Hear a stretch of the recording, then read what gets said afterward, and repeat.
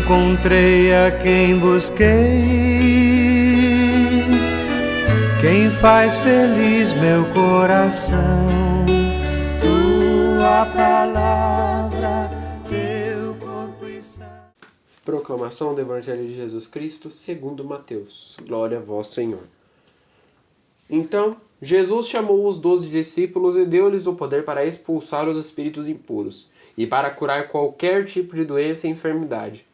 São estes os nomes dos 12 apóstolos.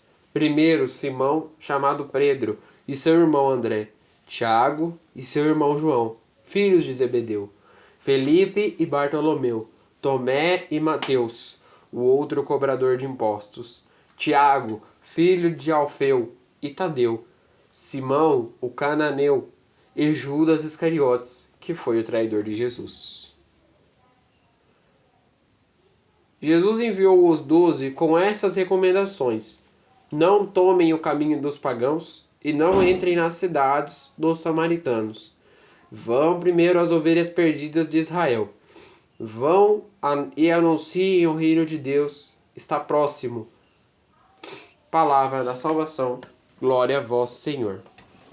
Meus irmãos e minhas irmãs, que as palavras do Santo Evangelho perdoem os nossos pecados. Amém. Ide pelo mundo e anunciai o Evangelho a toda a criatura. Ide pelo mundo e anunciai o Evangelho a toda a criatura. Caríssimos irmãos e irmãs, no Evangelho de hoje, este Evangelho nos conta a preparação dos 12 discípulos para a missão que eles iriam fazer durante o resto da vida deles. Servir a igreja. Mas não é qualquer servir a igreja. É servir a igreja e levar a palavra de Deus. No Evangelho de hoje, nós vemos a forma em que Jesus preparou os 12 discípulos, os 12 apóstolos, aqueles em que Jesus confiava que iria levar a palavra dele. E então, Jesus diz uma coisa muito importante. Jesus chamou os 12 e deu recomendações.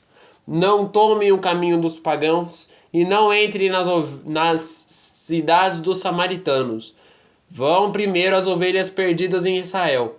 Vão e anunciem que o reino de Deus está próximo.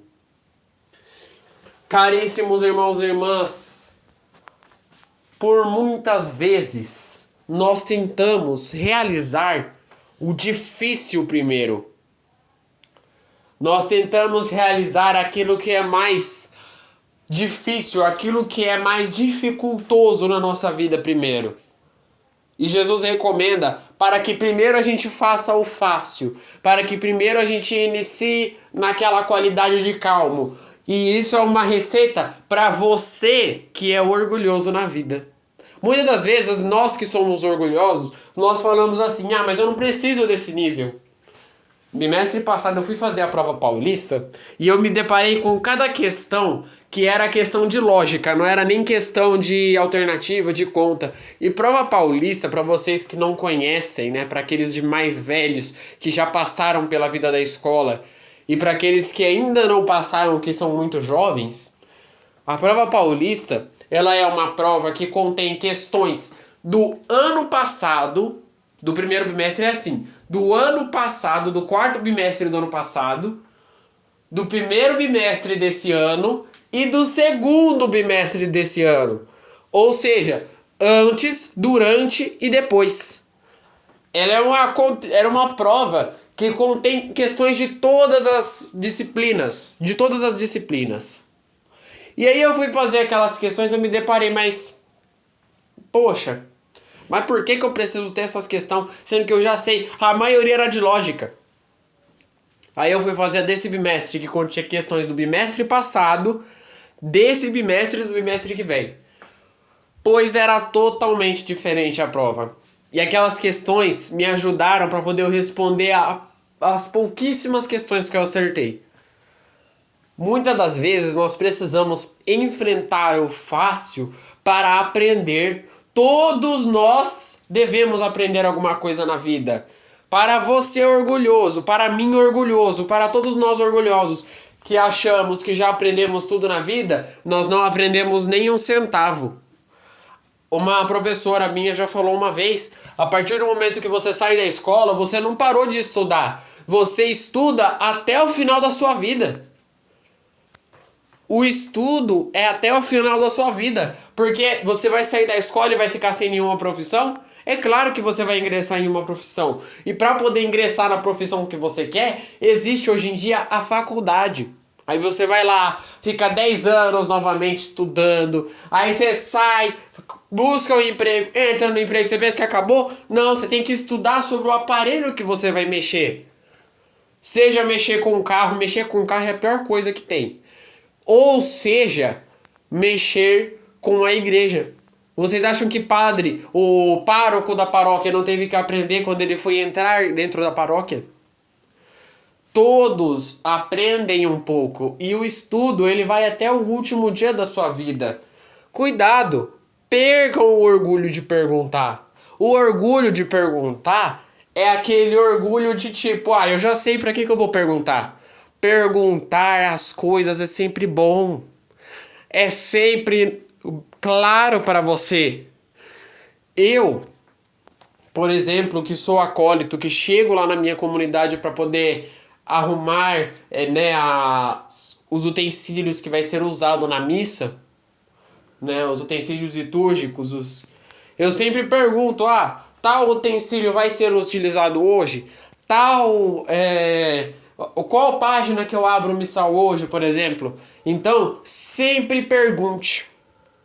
Não é falta de orgulho perguntar, você cresce muito mais, eu já falei isso aqui no canal. Sempre pergunte. Perguntar, você cresce mais um pouquinho. Jesus hoje também nos mostra para nós irmos de 2 em 2. Olha como que Jesus iniciou o evangelho. Então, Jesus chamou os 12 discípulos e deu-lhes o poder de expulsar os espíritos impuros e para curar qualquer tipo de doença e enfermidade. São estes os nomes dos 12 apóstolos: Simão Pedro e seu irmão André, Tiago e seu irmão João, filhos de Zebedeu, Felipe e Bartolomeu, Tomé e Mateus, o cobrador de impostos, Tiago, filho de Alfeu e Tadeu, Simão o cananeu e Judas Iscariotes, que foi o traidor de Jesus. Caríssimos irmãos e irmãs, nós não devemos levar a palavra sozinho. Jamais leve a palavra de Deus sozinho.